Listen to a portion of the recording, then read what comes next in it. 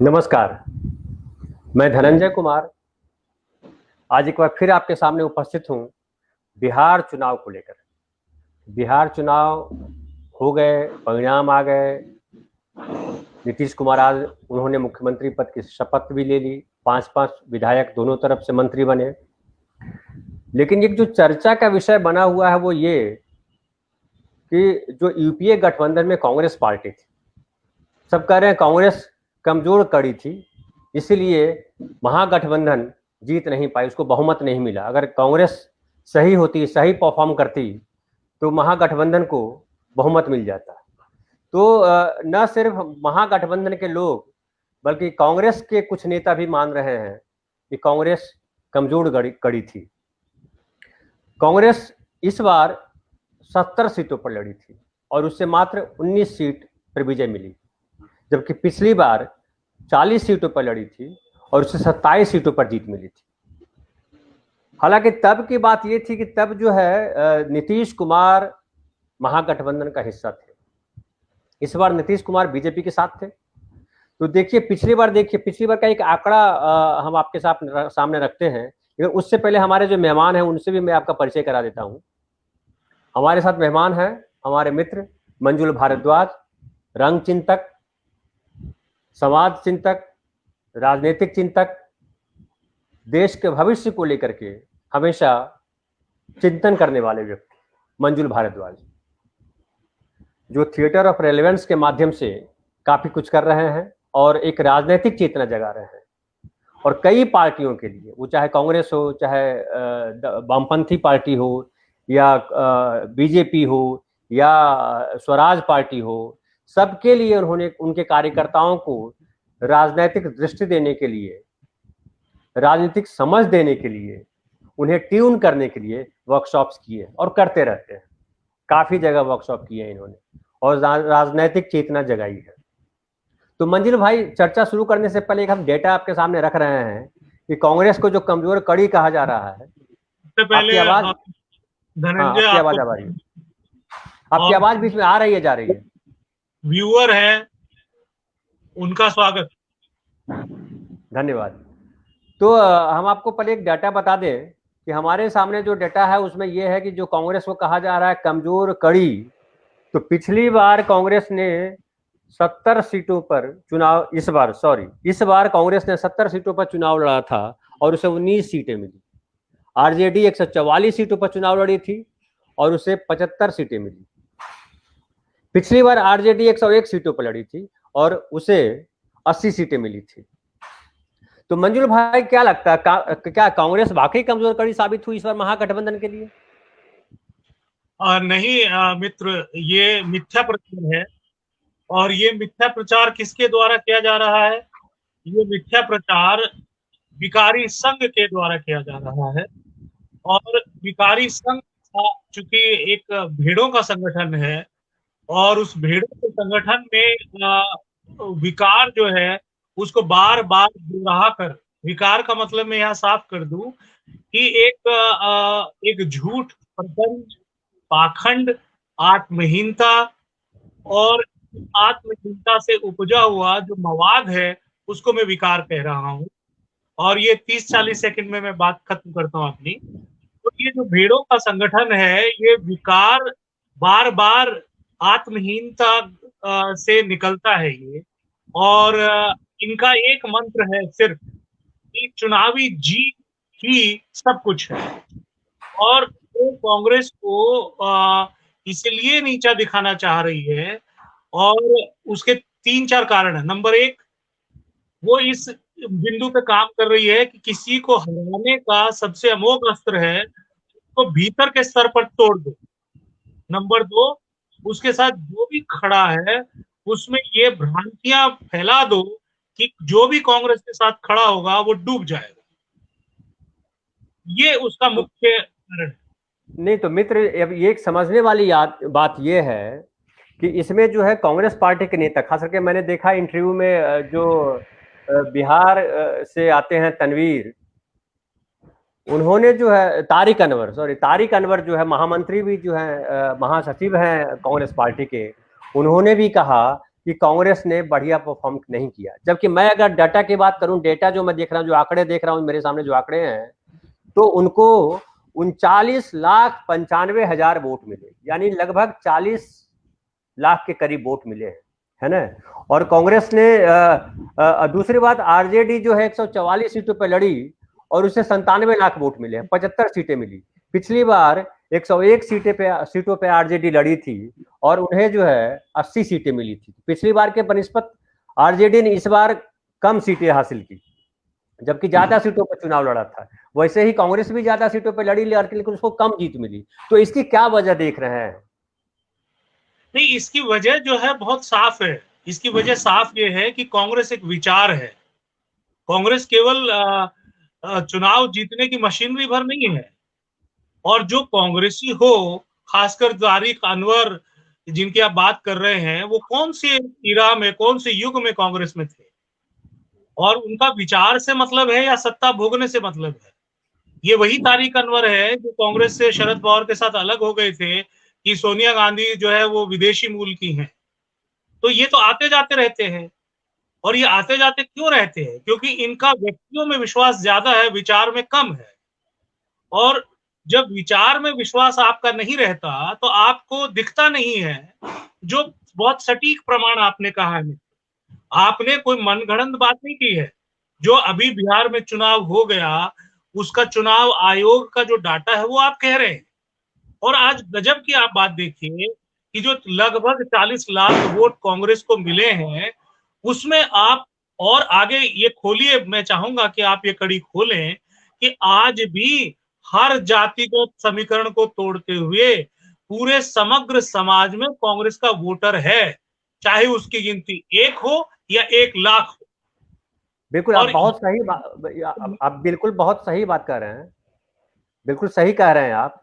और हम अगर देखते हैं तो जब मतलब पिछली बार जब जेडीयू साथ में थी कांग्रेस के या महागठबंधन के, तो हम देख रहे हैं कि जेडीयू के वोट बैंक जो है लगभग वही है जो कांग्रेस के साथ थे, वो चाहे पिछड़े वर्ग में हो या दलितों में हो। अब मुझे लगता है कांग्रेस के वोटों का जो बंटवारा हुआ है, उसमें एक जो पहले जो है मुस्लिम वोट बैंक कांग्रेस के साथ हुआ करते थे, जो आज आरजेडी के साथ है। फिर आप देखें कि जो है यादवों में उनकी पैठ थी, वो तो उनका वोट भी वहां भी गया। फिर नीतीश कुमार के जो वोट बैंक है, पिछड़े, अति पिछड़े या दलित, वो सारे जो है कांग्रेस के वोट थे जो बटे। इसके अलावा जो बीजेपी के वोटर हैं, वो चाहे ब्राह्मण हो, चाहे वो राजपूत हो, चाहे वो भूमिहार हो, या चाहे कायस्थ हो, इन सब के वोट कांग्रेस के पास थे पहले भी। और मुझे लगता है 40 लाख जो वोट आए हैं, उनमें आज भी उन सबके वोट हैं।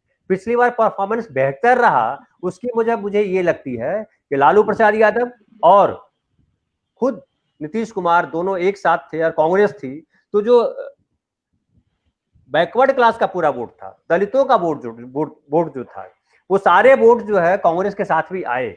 इस बार चूंकि नीतीश कुमार अलग हो गए, तो कांग्रेस को वो सारे वोट नहीं मिले जो नीतीश कुमार के पास चले गए। मुझे ऐसा एक लग रहा है, आपको क्या लग रहा है? आप सही कह रहे हैं। दरअसल जो बात होनी है कांग्रेस के लिए वो ये होनी है कि आजादी मिली वो बंटवारे के साथ मिली थी। और बंटवारे में जो है दो धर्मों के, दो संप्रदायों के लोगों में बहुत लहूलुहान हुआ। और उसमें जब संविधान लागू हुआ तो कांग्रेस की ये पॉलिसी थी, और जो जरूरी भी था कि हर संप्रदाय के, हर धर्म के घावों को भरना जरूरी था।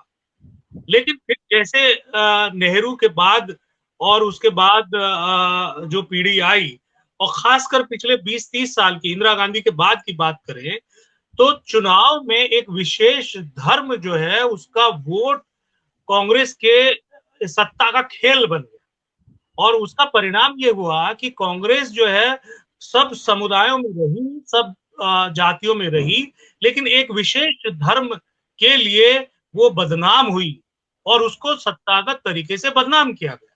जो विकारी ताकतें थी, वो जो सेक्युलरवादी ढोंग को करार दे रही थी, और जिससे जो सब उपजा वो सीडियो सेक्युलरिज्म, जो हमारे प्रधान सेवक बड़े चाव से मजे लेते हुए कहते हैं, जिसके नीतीश कुमार सबसे बड़े चेहरे हैं सीडियो सेक्युलरिज्म के। तो उस जरूरत से कांग्रेस ये सिमट गई और कांग्रेस का जो मुस्लिम वोट बैंक था वो अलग अलग कारणों से सब जगह विभाजित हो गया और उसमें से एक बड़ा हिस्सा लालू यादव के पास गया, जो आप कह रहे हैं।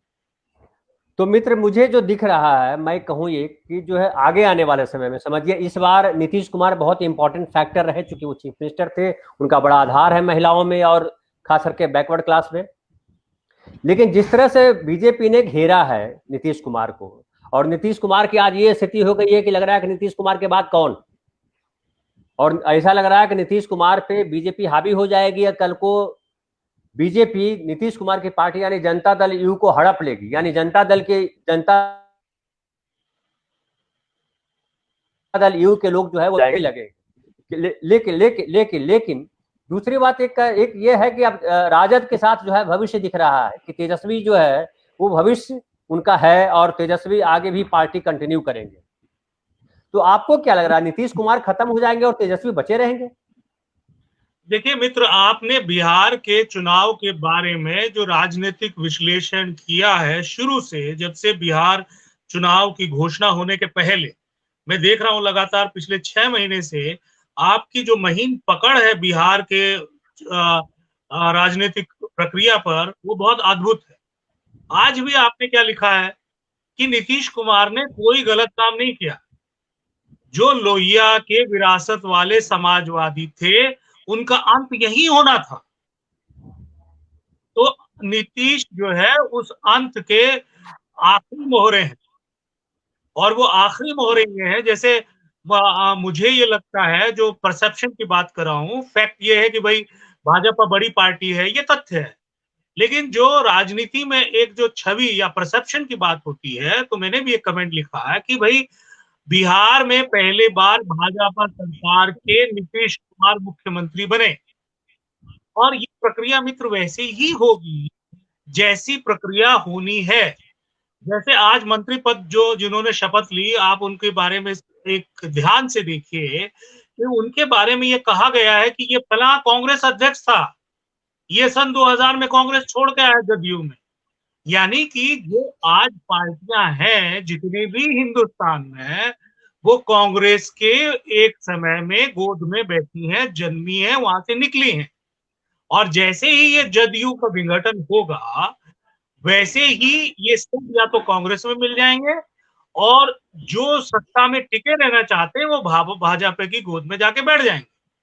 नहीं, क्योंकि मुझे एक और दिख रहा है मित्र कि ये जो आने वाला समय है, मतलब 2024 का जो चुनाव होगा, या हो सकता है मध्यावधि चुनाव हो जाए, कहा नहीं जा सकता, क्योंकि एक तो 100, हालांकि पिछली बार भी 125 सीट ही थी इनके पास, एनडीए गठबंधन के पास पिछली बार भी, जब जेडीयू जब इधर आए थे, जेडीयू के लोग महागठबंधन से अलग होकर के, तो कुल मिलाकर के दोनों को मिलाकर के 125 ही हो रहा था। इस बार भी 125 है, लेकिन इस बार यह आशंका जताई जा रही है कि चूंकि बीजेपी बड़ी पार्टी के तौर पे उभरी है, बीजेपी का दबाव रहेगा नीतीश कुमार पे, तो नीतीश कुमार दबाव बर्दाश्त नहीं करते हैं, ये एक उनके बारे में घोषित है कि जरा उनको लगेगा काम करने में असहज होंगे तो निकल लेंगे वहां से। जिसे यही बताते हैं कि उसका कारण ये रहा कि लालू फैमिली का दबाव इतना बढ़ गया था उन पर कि किसी भी क्षण कुछ भी हो सकता था, तो उन्होंने सोचा कि बेहतर इसे हट जाया जाए। तो जैसे इस बार बीजेपी ने 2 उप मुख्यमंत्री के साथ लगा दिए हैं, राइट लेफ्ट करके, और विधानसभा अध्यक्ष भी कहा है कि मेरे ही होंगे, और नीतीश कुमार ने बड़ी सहजता से उसको कबूल कर लिया और कहा कि हाँ चलिए, सब सारी शर्तें मान ली। कई लोग कह रहे हैं कि नीतीश कुमार इसमें से हार गए। मुझे लग रहा है कि नीतीश कुमार ने यह सोचा कि कोई तोड़ फोड़ की गुंजाइश बनती नहीं है, या तो समझिए बीजेपी से कल उनकी नहीं निभती है तो पूरी पार्टी अलग हो जाएगी। जब उनको किसी पार्टी को तोड़ने का सवाल आता, तब हो सकता था विधानसभा अध्यक्ष पे कब्जा करने की बात करते कि क्या होगा। फिर दूसरी बात यह बनती कि अगर नीतीश कुमार हट जाते हैं तो जाहिर है कि नीतीश कुमार का नुकसान यह होता है, क्या नीतीश कुमार महागठबंधन में मिलने के बाद मुख्यमंत्री पद पर बने रहेंगे? तो यह संभव नहीं है, तेजस्वी ही मुख्यमंत्री बनेंगे वैसी परिस्थिति में।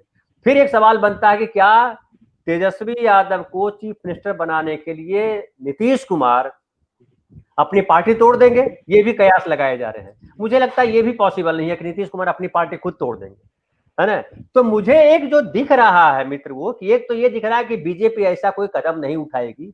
बीजेपी जानती है कि आने वाले समय यानी 2024 तक ये स्थिति बनेगी कि नीतीश कुमार बूढ़े हो जाएंगे, नीतीश कुमार इस लड़ाई से हट जाएंगे खुद ही, और पार्टी जो है बीजेपी में समा जाएगी, जैसा बीजेपी को लग रहा है। हालांकि मुझे लग रहा है कि 2024 में जो चुनाव होने जा रहा है उसमें कांग्रेस एक बड़े प्लेयर के तौर पे होगी। उसकी वजह बताऊं कि जैसे मैं, आप लोग कह रहे हैं कि राजद की ताकत बढ़ी है, तेजस्वी ने पार्टी को संभाल लिया है, मैं इससे थोड़ा सा असहमत हूं। थोड़ा सा असहमत इस सेंस में हूं कि समझिए पिछली बार उन्होंने 101 सीट पर चुनाव लड़ा था और 80 सीटें जीती थी।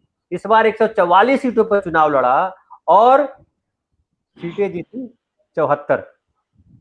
तो जब इतनी कम 6 सीटें अपनी गंवाई उन्होंने, उसके बाद पिछली बार का जो रिकॉर्ड था उसमें सारी जातियों के वोट उनके पास, करके खास करके बैकवर्ड क्लास और पिछड़ी जातियों के वोट जो है उन तक आए थे। इस बार आप देखिए उनके वोटों का जो समीकरण दिख रहा है, जो वोट उनको मिले हैं उसमें यादव और मुस्लिम के एक मुश्त वोट मिले हैं, बाकी किसी के वोट जो है उनको एक मुश्त नहीं मिले, न दूसरे बैकवर्ड क्लास के मिले न सवर्णों के मिले। सवर्णों के वोट भी बहुत कम मिले। अब कांग्रेस का वोट एनालिसिस हमारे पास नहीं है कि हम बता सकें, नहीं तो हम कांग्रेस का अगर अलग तरीके से होता तो हमें बताने में सुविधा होती। लेकिन मुझे लग रहा है कि कांग्रेस के पास वही बैकवर्ड क्लास के वोट है, और उसमें बैकवर्ड क्लास के वोट खाली नहीं है, मुझे लगता है सबके वोट है। उसमें मुस्लिम के भी वोट हैं, उसमें यादव के भी वोट थोड़े हैं, उसमें कुर्मी के भी कुछ वोट हैं, कुछ कोयरी के भी वोट हैं, कुछ दलित के भी वोट हैं, वो सबके वोट है। क्योंकि कांग्रेस मुझे लगता है एक समावेशी पार्टी है, और कांग्रेस की गलती मैं ये मानता हूं, मेरी तरफ से मानता हूं कि कांग्रेस जो राजद को यानी तेजस्वी के पीछे जो खड़ा होने का काम किया उसको नुकसान हुआ है। अब कांग्रेस को अपनी जड़ें मजबूत करनी चाहिए, नहीं तो आने वाले समय में तेजस्वी बीजेपी से आगे नहीं बढ़ पाएंगे, बीजेपी पे वो चढ़ नहीं पाएंगे। बीजेपी जिसे आज 75 सीट लेकर के आई है, कल संभव है कि वो 125 सीटें खुद अपने दम पे ले आए जब नीतीश कुमार नहीं रहे तो भी, क्योंकि एक जो यादव मुस्लिम फैक्टर है वो बीजेपी को सूट करता है। एक और मैं उदाहरण दूं, समझिए कि ओवैसी जो है, कहा जा रहा है ओवैसी ने भी महागठबंधन को नुकसान पहुंचाया, बिल्कुल पहुंचाया है। क्योंकि ओवैसी जो मुस्लिम का एक नेता अगर बिहार में खड़ा होता है तो उससे हिंदूवाद को खड़ा करने में बीजेपी को बड़ी मदद मिलेगी। तो कांग्रेस भी एक ऐसी पार्टी बन के उभरती है जो समावेशी है, जो मुसलमानों में, जो हिंदुओं में, जो यादवों में, जो कोयरियों में, जो दलितों में, सब जगह है। तो कांग्रेस को खड़ा करने की जरूरत है। आप बताएं, आप क्या सोच रहे हैं? मित्र, आपने नीतीश कुमार की बात की और भाजपा की बात की, तो मैं आपको बता दूं कि नीतीश कुमार इस जो शपथ समारोह आप उन्होंने लिए है और इस बार वो मुख्यमंत्री बने हैं, तो वो जो है वो करप्ट नेताओं से घिरे हुए नहीं है, वो लक्कड़ बग्घों के साथ बैठे हैं। तो लक्कड़ बग्गे जो है वो क्या नाम है, रहमो करम पे नहीं छोड़ते हैं आपको। तो नीतीश का विध्वंस तय है, ये जान लीजिए। और नीतीश का जो विध्वंस है उसमें एक उससे क्या होगा, नीतीश के विध्वंस से, नीतीश के विध्वंस से ये होगा कि उसके जो जो वोटर है, पार्टी बेस है, वो खंड मंड होंगे, या तो भाजपा में चले जाएंगे या कांग्रेस में आ जाएंगे। और एक दूसरी जो चाल आप देखिए, पूरे देश में आप देखिए, बड़ा इंपॉर्टेंट एक बीजेपी का जो गेम प्लान है, जो विकारी संघ का गेम प्लान है, वो कह तो रहे कि हमको कांग्रेस को खत्म करना है। दरअसल वो कांग्रेस को खत्म नहीं कर सकती है बीजेपी, ये बीजेपी जानती है। वो क्या कर रही है कि जो मुख्य मुख्य जो राज्य हैं, वहां जो रीजनल पार्टियों की जगह कांग्रेस ने बना दी, क्योंकि कांग्रेस सबको साथ में लेके चल रही है। ये हमारे प्रधान सेवक और विकारी संगठन तो नारा लगाते ना बस कि सबका साथ सबका विकास, लेकिन बीजेपी जो कर रही है वो ये कर रही है कि वो पूरे देश में अपने सामने केवल कांग्रेस को खड़ा करना चाह रही है। वो धीरे धीरे तेजस्वी हो, जदयू हो और कोई पार्टी हो, वो सबको मारने वाली है। ये आप देख लीजिए, आंध्र प्रदेश में देख लीजिए चंद्रबाबू नायडू का क्या असर हुआ, आप पंजाब में अकाली दल का देख लीजिए, महाराष्ट्र में जो रीजनल पार्टियों का देख लीजिए। तो ये सारे जो ये आप कह रहे हैं समीकरण कि पिछड़ों का वोट किसके पास जाएगा, वो किसके पास जाएगा, और 5 से 10 साल में जो आपने कहा था, एक बात आप बहुत बढ़िया कहते हैं, बिहार चुनाव, बिहार से मैं बाहर ला रहा हूं, आप हमेशा ये कहते हैं बात कि अभी 10 साल और मोदी का शासन। और आप इस बात को मानते हैं कि जो एक लोगों में ये प्रचारित कर दिया गया था कि 70 साल में कुछ नहीं हुआ, तो वो कार्यक्रमों की बात हो रही थी, लेकिन जो पर्दे के पीछे लोकतांत्रिक संस्थान खड़े थे, वो ढा रही है भाजपा। और वो लोकतांत्रिक संस्थान जितने ढहेंगे और लोकतंत्र भीड़ तंत्र में बदलेगा, तो ये भारत की जनता उस विचार को ढूंढेगी, और वो विचार जो संवैधानिक है, सर्वसमावेशी है, न्याय संगत है, और वो जब विचार को ढूंढेगी तो वो कांग्रेस को वापस खड़ा करेगी पकड़ पकड़ के। ये मेरा आकलन है। नहीं, लेकिन मित्र देखिए, कांग्रेस पार्टी के ही जो लोग हैं, जैसे कपिल सिब्बल ने भी, अभी आज मैं देख रहा था न्यूज की, कपिल सिब्बल ने भी कहा है कि कांग्रेस पूरी ताकत से बिहार में नहीं लड़ी। शिवानंद तिवारी जो आरजेडी के प्रवक्ता है, वो कह रहे हैं कि कांग्रेस जो है वो नहीं लड़ी, कांग्रेस पिकनिक मनाने के लिए चले गए राहुल गांधी वहां अपनी बहन के पास, प्रियंका के पास, प्रियंका आई ही नहीं। तो ये जो कहा जा रहा है, छोड़ दीजिए बीजेपी क्या कह रही है, कांग्रेस के अंदर के लोग, तारिक अनवर ने बोला ही, तो कांग्रेस के अंदर के लोग और कांग्रेस के जो साथी थे, मतलब राजद तो कांग्रेस के साथ गहरी साथ, मतलब गहरे तौर पे जुड़ी रही। लालू प्रसाद यादव ने हमेशा सोनिया गांधी का साथ दिया, और इसलिए सोनिया गांधी की पार्टी यानी कांग्रेस पार्टी जो हमेशा लालू प्रसाद यादव के साथ चली, पीछे पीछे चलती रही जब लालू प्रसाद यादव का रिजीम था, बाद में भी साथ लड़ाई लड़ते रही, आज तक साथ है। आज भी तेजस्वी को प्रोजेक्ट करने में कांग्रेस ने कहा कि ठीक है, आप आगे तेजस्वी को रखिए, हम पीछे हैं, हम पीछे रहने को तैयार हैं। बावजूद इसके जो कांग्रेस पे आरोप लग रहे हैं, उसकी क्या वजह देख रहे हैं? देखिए, बहुत बढ़िया, आपने बहुत रोचक उदाहरण दिया है। ये जो मनमोहन सिंह के यूपीए 2 में जो कपिल सिब्बल टाइप जो लोग थे, यही कारण है पार्टी को डुबाने का। अब सिब्बल से आप पूछ लीजिए एक प्रति प्रश्न कि सुप्रीम कोर्ट में वो अर्नब गोस्वामी के खिलाफ लड़ रहे थे और वो अपनी दलील नहीं दे पाए, और सुप्रीम कोर्ट के जो केस था महाराष्ट्र सरकार की ओर से ये लड़ रहे थे, ये हार गए, और एक लकड़बग्गा जो है पत्रकार वाला रूप धर के बाहर आ गया। तो ये सिब्बल टाइप लोगों का यही हश्र होना है, और कांग्रेस जो है जितना जल्दी सिब्बल टाइप लोगों से बाहर निकलेगी उतना जल्दी खड़ी होगी। वो प्रोफेशनल वकील या टेक्नीशियन तक ठीक है, वो नेता नहीं है। दूसरी बात, राजद का जो है आक्रोश या क्षोभ, वो जायज है, क्योंकि सत्ता मिलते मिलते रह गई, इसमें कांग्रेस क्या करेगी भाई। और तीसरा जो एक फतवा पढ़ते हैं ना, मरसिया गीत गाते हैं कांग्रेस के मरने का, उन एक जमात है, एक फैशन है पिछले 5 साल से देश में, कि जो सरपंच का चुनाव तक लड़ नहीं सकते, जीत नहीं सकते, 5 वोट ला नहीं सकते, वो कांग्रेस के मर जाने का मरसिया पढ़ते हैं या फतवा जारी कर देते हैं। तो नहीं तो ऐसे बिहार, एक मिनट, ऐसे लोगों का एक अपना सुख है, और ये मैं वही कह रहा हूं कि ये विकारी संघ के जाल में फंसते हैं। ये कभी विचार नहीं करते कि भैया आप कांग्रेस को क्यों मारना चाहते हैं। इसलिए मारना चाहते हैं कि आपकी अपेक्षा की कांग्रेस भाजपा को टक्कर दे, तो कांग्रेस आपका काम क्यों करेगी भाई, कांग्रेस अपना काम करेगी। और बिल्कुल जो मजबूत बात आप भी रखिए उस पर, कि कांग्रेस के सामने 2 समस्याएं हैं, कि सत्ता ही नहीं गई है कांग्रेस की, कांग्रेस का संगठन भी खत्म हो गया है, और इस पे आप बहुत बेहतर रखिए अपनी बात।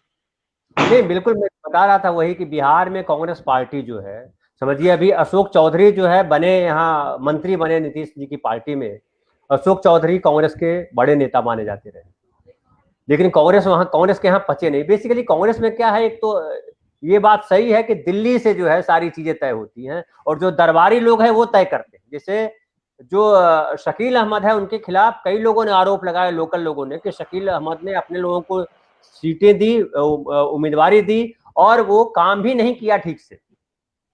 तो जो कांग्रेस के नेता बिहार में नेता है, वो बेसिकली जमीन पे वो नेता नहीं है। समझिए अभी कांग्रेस ने जिनको अध्यक्ष बनाया हुआ है, वो नागेंद्र झा पहले, बहुत पहले एक पुराने नेता हुए करते थे, उनके बेटा है। तो ये जो राजाओं के बेटे को राजा बनाने की जो पार्टी है, कि भाई राजीव गांधी की पत्नी, राजीव गांधी का बेटा, और उसके बाद ये सारी जगह आ रहा है। वो आरजेडी में केवल नहीं है, वो मुलायम सिंह की पार्टी में नहीं है, और वो बीजेपी में बल्कि आ गया है। तो क्या लग रहा है कि ये जो कांग्रेस ने वहां किया है, कि बिहार में कांग्रेस जमीन पे उतर ही नहीं पा रही है। ये बात सही है कि अगर 70 सीटों पे कांग्रेस लड़ रही थी, तो राहुल गांधी को कम से कम 35 सीटों पे, 40 सीटों पे, 50 सीटों पे तो जाकर के अपना चुनावी भाषण करना चाहिए था। 200 से अधिक रैलियां की तेजस्वी यादव ने अपनी पार्टी को खड़ा करने के लिए अकेला। ये बड़ी काबिलियत है तेजस्वी यादव में। लेकिन राहुल गांधी जो है वो 23 रैली करते हैं, तो 23 रैली की 19 सीट मिल गई, तो बड़ी बात है। ये तो और अच्छी बात है कि उनको 19 सीट मिल गई। हमें तो लग रहा था कि 15 सीट भी नहीं मिलनी चाहिए थी कांग्रेस को। तो कांग्रेस का अपना संगठन नहीं है, और कांग्रेस ये सोच करके चल रही है कि बीजेपी से लोग नाराज होंगे और हमको वोट दे देंगे। जैसे मैं बताऊं कि मैंने बिहार के कुछ लोगों से सवाल किए कि ये मुझे समझाइए कि सत्ता में रहने के बाद ही क्या काम किया जा सकता है। जैसे नीतीश कुमार का पिछला 5 साल मैं बेहद खराब मानता हूं।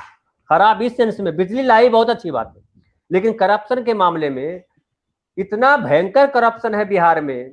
उसके बाद दारूबंदी ने भी साबित किया कि दारूबंदी में आपने 2 लाख के करीब लोगों को जेल में बंद कर दिया, लेकिन उसका हासिल क्या हुआ? नुकसान ये हुआ कि रेवेन्यू गया, 2,500 करोड़ या 3,000 करोड़ शायद रेवेन्यू आता था दारू से, बिहार सरकार को मिलता था, वो चला गया, उससे आपने हाथ धो लिया। और दारू बंद नहीं हुई।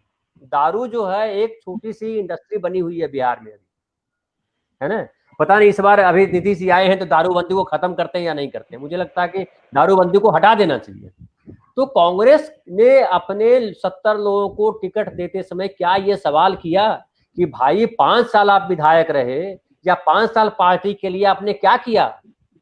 ये किसी पार्टी में नहीं है। लेकिन क्या कांग्रेस को ये शुरू नहीं करना चाहिए कि भाई 5 साल आप विधायक रहे तो अपने विधायक के तौर पे अपने इलाके में आपने कौन सा आंदोलन खड़ा किया?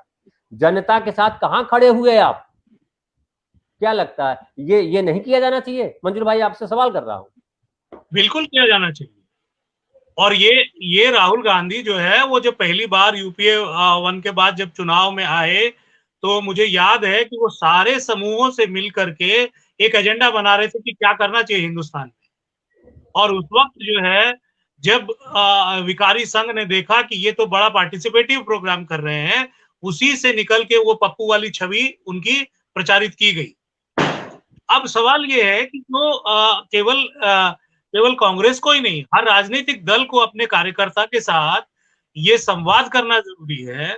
और सबसे बड़ी बात क्या है कि विपक्ष एक बार क्या सरकार चुन गई तो विपक्ष 5 साल बाद ही मुंह खोलेगा? क्या उसको एक विधायक होने के नाते, एक सांसद होने के नाते, क्या वो अपने एरिया में उतना काम नहीं कर सकता है जो बदलाव के लायक हो और जो सरकार को एक आईना दिखाने का काम करे? तो ये राहुल गांधी को, प्रियंका गांधी को और कांग्रेस का जो एक नया एक वैचारिक संगठन उभर रहा है, और कोई जरूरी नहीं है कि वो जो है वो क्या नाम है चुनाव जीते ही। सबसे बड़ी एक छवि जो बन रही है अभी कांग्रेस में नेता की, जो राहुल गांधी है, उसकी ये बन रही है कि ये विवेक से काम कर रहा है, ये विचार के लिए काम कर रहा है, ये राष्ट्रवाद का नहीं संवैधानिक एजेंडा लेके चल रहा है। और दूसरा उसकी जो बहन की प्रियंका गांधी की छवि जो बन रही है खासकर हाथरस से, वो ये बनी कि कार्यकर्ताओं पर कोई भी अत्याचार होगा या पुलिस का डंडा चलेगा तो वो पहले वो डंडा खुद खाने के लिए तैयार है और कार्यकर्ता को बचाएगी। ये 2 मैसेज जो है बहुत पावरफुल है। और मुझे ये भी लग रहा है कि अभी कि राहुल गांधी को ये नहीं पड़ी है इस वक्त कि मैं कितने चुनाव जीत रहा हूं या कितने चुनाव हार रहा हूं। उसको सबसे पहले विद इन कांग्रेस के अंदर जो बहुत सत्ता के मगरमच्छ हैं और अभी भी वो इतने मजबूत हैं, वो आर पार नहीं करने दे रहे हैं, संगठन को मनूवर नहीं करने दे रहे हैं। और एक तीसरी और जो बात है कि ये जो लॉबी है ना, शेखर गुप्ता टाइप जो लुटियन में लॉबी है पत्रकारों की, जो मोदी की गोद में बैठी हुई आनंदपुरी से लेकर के सब, ये जो है ये अभी उसको काम करने नहीं दे रही। लेकिन जो धीरे धीरे अकेला चलो का नारा लिया है राहुल गांधी ने और सही आवाज उठाई है, उस आवाज को जनता सुन रही है। और राहुल गांधी का यही कमाल है कि भाई बिहार में गए तो उन्होंने मुद्दों की बात की, उन्होंने कोई भावुकता की वाली बात नहीं की, उन्होंने राष्ट्रवाद और जो फलाना फलाना जो थूक बिलोने वाले भावनात्मक मुद्दे हैं उनकी बात नहीं की। और उसके बावजूद भी 19 सीटें वो निकाल के लाए हैं, जहां कांग्रेस को हर बार लिख दिया जाता है कि ये मरी हुई पार्टी है। नहीं तो भाई मंजुल जी, एक बात तो है कि जो राहुल गांधी ठीक है, राहुल गांधी ट्वीट कर रहे हैं, राहुल गांधी कहीं बोल रहे हैं, राहुल गांधी विवेक सम्मत बात कर रहे हैं, संविधान सम्मत बात कर रहे हैं, और प्रियंका जो है वो गई हाथरस वाले इशू पे। लेकिन एक इशू पे लड़ने से कांग्रेस पार्टी खड़ी होने वाली नहीं है। कांग्रेस को लगातार काम करना पड़ेगा स्टेट वाइज। किसी एक प्रदेश में आप काम करते हैं उससे न तो आपके पास सत्ता आएगी और न ही आप कहीं प्रेरणा स्रोत बन पाएंगे, कुछ आप रोल मॉडल खड़ा कर पाएंगे, कहीं नहीं कर पाएंगे। तो कांग्रेस के लिए मुझे लगता है जरूरी ये हो जाता है कि कांग्रेस बिहार में भी जमीन पे उतरे और जमीन के कार्यकर्ताओं को उठाए। और गांधी का एक रोल मॉडल जो था, इसे मैं मानता हूं कि जब ये मनमोहन सिंह की सरकार थी तो ग्राम पंचायतों को किया गया, उनको पैसे दिए गए कि आज वार्ड मेंबर अपने तरीके से अपने वार्ड का विकास कर सकता है। अब बिहार में इसका काफी अच्छा असर है। महिलाओं को मजबूत किया, लड़कियों को मजबूत किया, गरीबों को मजबूत किया। लेकिन कांग्रेस मजबूत नहीं हो पाई। और कांग्रेस नहीं मजबूत होने की वजह मुझे ये लगती है कि कांग्रेस की जो शैली थी पुरानी वो नहीं है। कांग्रेस जनता की पार्टी, आम आदमी की पार्टी नहीं रह गई, कांग्रेस नेताओं की पार्टी हो गई। जो नेता जड़विहीन नेता हैं, ज्यादातर वैसे नेताओं की भीड़ है सोनिया गांधी या राहुल गांधी के आसपास। समझ लीजिए आज जो है ये मध्य प्रदेश में जो चले गए वहां से निकल करके, इनकी एक पार्टी से निकल करके सिंधिया साहब, ये सब क्या है? ये सब विरासत के नेता है। अपनी जमीन इनकी कहाँ है? और बिहार में तो वैसा भी कोई नेता नहीं है जिसके पास कोई जमीन हो। तो आप जो है दलितों, पिछड़ों, सवर्णों सबके बीच जो आपका एक जो था, सबके बीच जो समावेशी जो आपकी योग्यता थी, उस समावेशी योग्यता को पुनः स्थापित करने की आवश्यकता है। अब एक आखिरी सवाल आपसे मंजुल भाई, कि आप ये बताइए कि जो जनता, ये तो पार्टी की बात हुई, लेकिन आम आदमी की बात ये है कि मैंने एक कविता में भी ये बात कही थी कि आम आदमी जो है वो अपने थानेदार से नहीं लड़ सकता, वो सीईओ से नहीं लड़ सकता, वो प्रखंड विकास पदाधिकारी से नहीं लड़ सकता, डीएम से सवाल नहीं कर सकता, लेकिन वो चीफ मिनिस्टर हटा देता है और वो बोलता है कि इस बार नीतीश कुमार को हटा देंगे या इस बार फलाना को हटा देंगे। वो आम आदमी बोलता है लेकिन हटा भी देता है। तो वो अपनी समस्याओं के लिए क्यों नहीं लड़ पा रहा है, ये जरा मुझे समझाइए। सबसे पहली बात तो बहुत बढ़िया आपने ये कही है। एक तो आम आदमी देख लीजिए, आम आदमी के नाम पे दिल्ली में क्या हुआ। और जो भिखारी संघ है उसको ये मालूम है कि उनके जो सबसे लोकप्रिय बहुमत और हिंदूवादी नेता जो है मोदी खत्म होने वाले हैं। इसलिए वो जो है कोई लाल पाल वाल को ढूंढ रही है और दिल्ली में अनूठा प्रयोग कर रही है। अब नंबर 2 जो बात आपने कही कि आम आदमी आम आम जो है, वो सबसे बड़ी बात है कि वो आम नहीं है। वो जो पिछले मनमोहन सिंह के बाद से वो एक तो मध्यम वर्ग है, उच्च वर्ग है या एक लोअर वर्ग है। फिर दूसरी उसकी पहचान जो है मोदी के आने के बाद, वो पहचान उसकी जो है वो धर्म है, वो जात है, वो हिंदू है, वो और कुछ है, वो नागरिक नहीं। लेकिन ये जो ताकत आती है कि हम नीतीश कुमार को खाड़ फेंकेंगे, ये ताकत उसको संविधान ने दी। अब जो कांग्रेस के रिवाइवल का फैक्टर है वो ये है कि वो जनता के अंदर ये जो विकार के हिंदू मुसलमान इस सब के होने के जो कारण है, न्यूनगंड है, आत्महीनता है, वो उसको खत्म करके देश के नागरिक के रूप में जोड़े। और नागरिक के रूप में जोड़ने के बाद उसके अंदर ये जो भाव है कि मैं सरकार बदल सकता हूं, तो उस भाव को जोड़ने के बाद सत्ता में आए और व्यवस्था बदलने का काम करे। जो व्यवस्था संवैधानिक हो वही काम कर पाएगी। तो आज हम बातचीत यहीं खत्म करते हैं मंजुल भाई, आप साथ आए, बहुत बहुत धन्यवाद आपका। हम फिर किसी दिन किसी दूसरी चर्चा पे आएंगे। तो दोस्तों आप, मुझे आप बात कहनी है, आपको बहुत बहुत बधाई हो। बिहार चुनाव और उसके पहले जो सटीक आकलन आपने पार्टियों का, चाहे वो भाजपा हो, वो क्या गेम खेलेगी, नीतीश कुमार के सामने क्या चुनौतियां होंगी, चाहे वो चुनाव के पहले हो या चुनाव के बाद हो, चिराग पासवान को कैसे खड़ा किया है, तेजस्वी कहाँ गच्चा खा जाएगा और जनता जो है वो कहाँ ठगी जाएगी, इसका आपने पिछले 6 महीने से एक सटीक आकलन किया है। और मेरी ये इच्छा है, ये अपेक्षा है आपको कि एक नया बिहार बनाने में आप अपनी राजनीतिक जो तीक्ष्ण दृष्टि है उसको शब्दबद्ध करें और एक दृष्टि पत्र तैयार करें, जिससे बिहार की जनता वाकई देश को एक नया भारत, संवैधानिक भारत, वैचारिक भारत दे पाए, जो विकार से लड़ते हुए विचार के परचम को लहराए। बहुत बहुत बधाई आपको। दोस्तों, आज हम बात कर रहे थे, क्या वाकई कांग्रेस कमजोर कड़ी है या कमजोर कड़ी थी? मुझे तो नहीं लगता, क्योंकि 40 लाख वोट जो है इस हालत में कांग्रेस को मिलते हैं तो कम नहीं। और 40 अब देख लीजिए कि जो राजद है, जिसको जो सबसे बड़ी पार्टी थी और जिसको कहा कि बहुत मिला, उसको कितने वोट मिले? 97 लाख वोट मिले। बीजेपी को कितने वोट मिले हैं? 82 लाख वोट मिले। तो 82 लाख अगर बीजेपी को मिले हैं, सब तमाम ताम झाम, तमाम साम दाम दंड भेद के बावजूद, और कांग्रेस को बिना पीछे रह करके, रैली भी नहीं अगर पूरी की, और 40 लाख अगर मिले हैं, तो मुझे लगता है बड़ी बात है। कांग्रेस के लिए निराश होने वाली बात ये नहीं है। कांग्रेस को पूरी ताकत के साथ लड़ने की जरूरत है, जमीन पर उतरने की जरूरत है। बहुत बहुत धन्यवाद आपका। हम फिर किसी दिन आपके सामने प्रकट होंगे।